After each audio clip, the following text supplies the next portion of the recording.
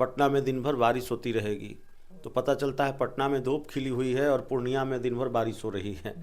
तो ठीक है, तो जाहिर तौर पर चर्चा यह थी, लेकिन पटना में लेटर राजभवन नहीं गया, मणिपुर में लेटर राजभवन चला गया जेडीयू का। सत्ता के साथ भी थे, बीजेपी सरकार के साथ थे, और कोई बीजेपी की सरकार भी वहाँ गिर नहीं रही थी। नीतीश कुमार की पार्टी जेडीयू के विधायकों के अलावा और भी कुछ विधायक अगर बीजेपी सरकार से समर्थन वापस ले लें वहाँ, तो वहाँ कोई दिक्कत नहीं है। बीजेपी को अपना ही प्रचंड जनादेश है, तो वहाँ बीजेपी की सरकार नहीं गिर रही थी। तो जब सरकार नहीं गिर रही थी, कोई नुकसान भी नहीं होने वाला था, कोई वहाँ खेल भी नहीं कर सकती थी जेडीयू, तो फिर वहाँ के प्रदेश अध्यक्ष क्यों समर्थन वापस ले लें। अब वहाँ के प्रदेश अध्यक्ष कोई राजनीतिक रूप से कोई इतने अपरिपक्व तो नहीं होंगे। वहाँ के प्रदेश अध्यक्ष के बारे में जो मेरी जानकारी है, मंत्री भी रहे हैं सरकार में, तो जाहिर तौर पर एक मंझे हुए राजनेता हैं। तो राजनीति में बिना कुछ ऐसे ही नहीं होता, कुछ भी यूं ही नहीं होता। तो क्यों प्रदेश अध्यक्ष ये फैसला लेंगे जब सरकार नहीं गिर रही है, सरकार की सेहत पर कोई नुकसान नहीं हो रहा है, तो वो क्यों अपनी मर्जी से फैसला लेंगे कि भाई चलिए बीजेपी सरकार से समर्थन वापस ले लेते हैं।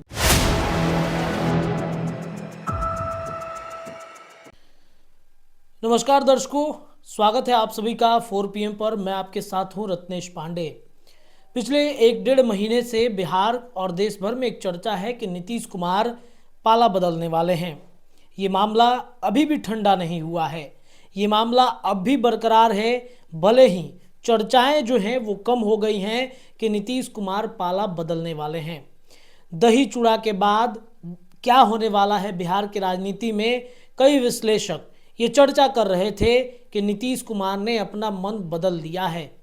तो आपको रुकना होगा, ये समझना होगा कि नीतीश ने अपना मन तो बदला है, लेकिन प्रक्रियाएं जारी हैं पाला बदलने वाली। कैसे? कल मणिपुर की घटना को याद कीजिए। मणिपुर जहां पर एक विवाद दो समुदाय के बीच की रही है, और वहां की लड़ाई भी और वहां की चर्चा भी इसी बात को होता है।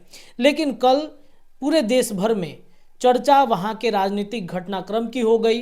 वहां पर जनता दल यूनाइटेड ने राज्यपाल को पत्र लिखा कि भाई एनडीए गठबंधन की सरकार से हम अपना समर्थन वापस ले रहे हैं। फिर क्या था? पूरा दिल्ली, पूरा बिहार और खासतौर पे नीतीश कुमार पर चर्चाएं उठ गई थी। ये सवाल उठने लगा है कि क्या जो जदयू के सर्वे सर्वा हैं उनके बिना ये सब कुछ संभव था? क्या नीतीश को इस बारे में जानकारी नहीं थी? क्या नीतीश के इशारे पर हुआ है? क्या मामला है? चलिए इस पर विशेष चर्चा करते हैं। हमारे साथ हमारे सहयोगी अभिषेक मिश्रा जी जुड़ गए हैं। प्रदेश अध्यक्ष की कुर्सी गंवानी पड़ी, एक राज्यपाल को पत्र लिखा गया। क्या नीतीश के बिना ये सब कुछ संभव है? देखिए, मौसम विभाग का पूर्वानुमान कभी कभी फेल हो जाता है। कई बार मौसम विभाग का पूर्वानुमान होता है कि भाई पटना में दिन भर बारिश होती रहेगी, तो पता चलता है पटना में धूप खिली हुई है और पूर्णिया में दिन भर बारिश हो रही है। तो ठीक है, बिहार में ये अनुमान था कि खरमास के बाद कहीं नीतीश कुमार खेला न कर दें, लालू यादव के साथ दही चूड़ा न खा लें, या फिर कहीं गाड़ी राजभवन न चली जाए, या लेटर राजभवन न चला जाए, क्योंकि लेटर भी तो राजभवन चला जाता है कि भाई बीजेपी कोटे के जितने मंत्री हैं सबको बर्खास्त कर रहे हैं। ये हुआ है एक बार बिहार में, जो मुझे याद है। तो जाहिर तौर पर चर्चा यह थी, लेकिन पटना में लेटर राजभवन नहीं गया, मणिपुर में लेटर राजभवन चला गया जेडीयू का।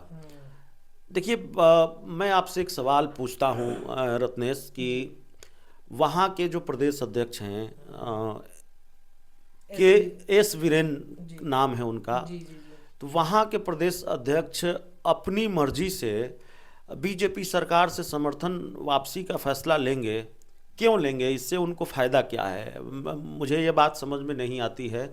और उल्टे उनको नुकसान उठाना पड़ा, उनको प्रदेश अध्यक्ष की कुर्सी गंवानी पड़ी, इसका नुकसान उनको हो गया।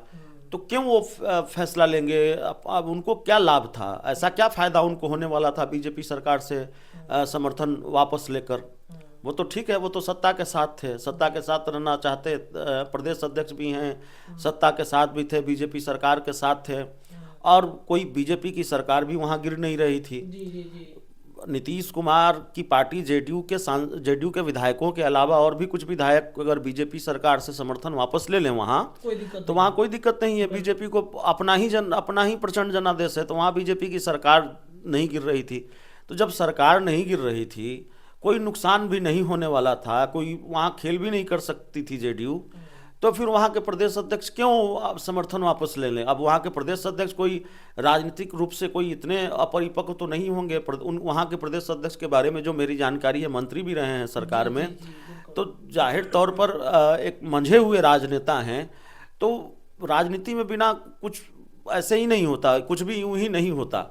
तो क्यों प्रदेश अध्यक्ष ये फैसला लेंगे जब सरकार नहीं गिर रही है, सरकार की सेहत पर कोई नुकसान नहीं हो रहा है, तो वो क्यों अपनी मर्जी से फैसला लेंगे कि भाई चलिए बीजेपी सरकार से समर्थन वापस ले लेते हैं? मुझे नहीं लगता कि बीजेपी के शीर्ष नेतृत्व की मर्जी के बिना, और शीर्ष नेतृत्व में नीतीश कुमार की बात मैं करूंगा कि मुझे नहीं लगता कि नीतीश कुमार देखिए, नीतीश कुमार के करीबी दो तरह के लोग हैं जो आज चर्चा है। एक, नीतीश कुमार के करीबी वो लोग हैं जिनके बारे में अब ये चर्चा चल पड़ी है कि वो हैं नीतीश कुमार के करीबी लेकिन वफादार बीजेपी के लिए हैं, बीजेपी की तरफ उनकी वफादारी ज़्यादा है। और एक करीबी वो हैं जो नीतीश कुमार के करीबी हैं और नीतीश कुमार के साथ हैं, वो जेडीयू के हैं। एक तरह के करीबी हैं कि वो नीतीश कुमार के करीबी हैं लेकिन वो बीजेपी के हो गए हैं, उनके बारे में इस तरह की बात कही जाती है। एक करीबी हैं कि भाई वो हैं नीतीश कुमार के करीबी और जेडीयू के ही हैं, वो बीजेपी के नहीं हो गए हैं। तो जो नीतीश कुमार के जेडीयू वाले करीबी हैं, और नीतीश कुमार खुद का भी ये फैसला, उनका खुद का भी ये फैसला रहा होगा सरकार से समर्थन वापसी का, ऐसा मुझे लगता है। लेकिन दूसरा गुट सक्रिय हुआ, दिल्ली वाला गुट सक्रिय हुआ। आप देखते हैं कि दिल्ली में भोज हो रहा है संजय झा के घर पर, चूड़ा दही का भोज भी हो रहा है, 2 भोज हुए संजय झा के घर पर। नीतीश कुमार नहीं शामिल होते, शामिल कौन होता है? अमित शाह शामिल होते हैं। तो इससे आप अंदाज़ा लगा लीजिए कि क्या घट रहा है और क्या चल रहा है। बाकी बहुत कुछ बताने की ज़रूरत नहीं है। हालांकि ललन सिंह की तरफ भी इशारा होता है या आरजेडी का इशारा होता है कि दिल्ली के 2 लोग बीजेपी के हो गए हैं, ये बात भी कही जाती है। तो ललन सिंह को लेकर उस तरह का बहुत पुख्ता घटनाक्रम तो नहीं है, लेकिन जो संजय झा के को लेकर ये बात बड़ी चर्चा में है और उनके भोज की चर्चा बहुत है कि अमित शाह का बार बार भोज में आना संजय झा के घर पर और नीतीश कुमार का हर भोज से नदारत रहना, कुछ तो बात है। तो समर्थन वापसी का फैसला नीतीश कुमार का होगा, ऐसा मुझे लगता है। और प्रदेश अध्यक्ष बलि का बकरा बना दिए गए। और जो दूसरी बात है वो बात यह है कि देखिए, जेडीयू में 2 धड़ा तो है। एक गुट कुछ फैसला लेता है, दूसरा गुट कुछ फैसला लेता है। अब जैसे सबूत के तौर पर ये नीतीश कुमार का ही फैसला रहा होगा या ये जेडीयू का ही फैसला रहा होगा कि बीजेपी सरकार से मणिपुर में समर्थन वापस ले लिया जाए। इसका एक सबूत कह लीजिए या इसकी एक वानगी कह लीजिए कि जेडीयू में कैसे अलग अलग फैसले लिए जाते हैं। जेडीयू में कैसे 2 गुट है और दोनों गुट अलग अलग फैसले लेते हैं। अब आप वक्फ संशोधन अधिनियम बिल की बात कर लीजिए। वक्फ संशोधन अधिनियम बिल को लेकर जो ललन सिंह ने कहा संसद में, वो बिल्कुल उसके साथ खड़े नजर आए। वक्फ संशोधन अधिनियम बिल की खूब तारीफ भी की और बिल्कुल उसको ठीक बताया। उसके समर्थन में संसद में वो बोले। और उसके बाद जेडीयू के मुख्य प्रवक्ता नीरज कुमार ने कहा कि नहीं, हमने समर्थन नहीं किया है वक्फ संशोधन अधिनियम बिल का। हम समर्थन करते तो मामला जेपीसी में ही जाता, ही जेपीसी में ले जाने की जरूरत क्यों पड़ती।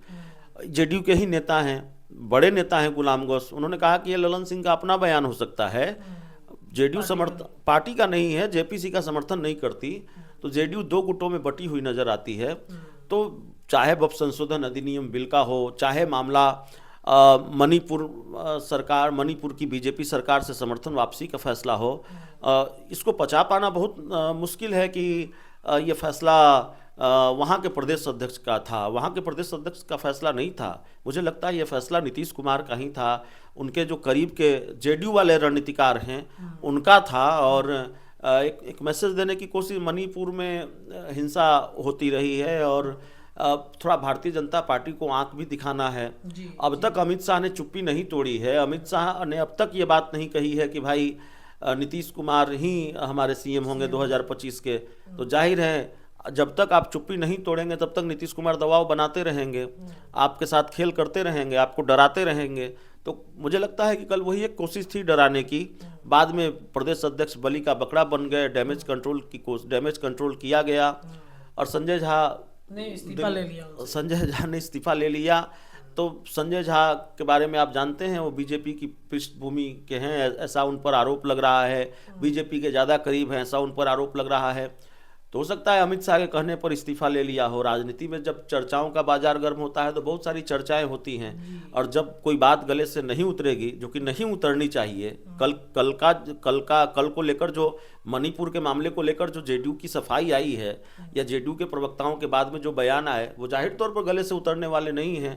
तो जब बात गले से नहीं उतरेगी तो राजनीतिक गलियारों में कई तरह की चर्चाएं होंगी। जी चलिए देखिए, तो नीतीश कुमार के इशारों पर मणिपुर में खेल हो गया, लेकिन संजय झा और अमित शाह के इशारों में जनता दल यूनाइटेड के प्रदेश अध्यक्ष को ही हटा दिया गया।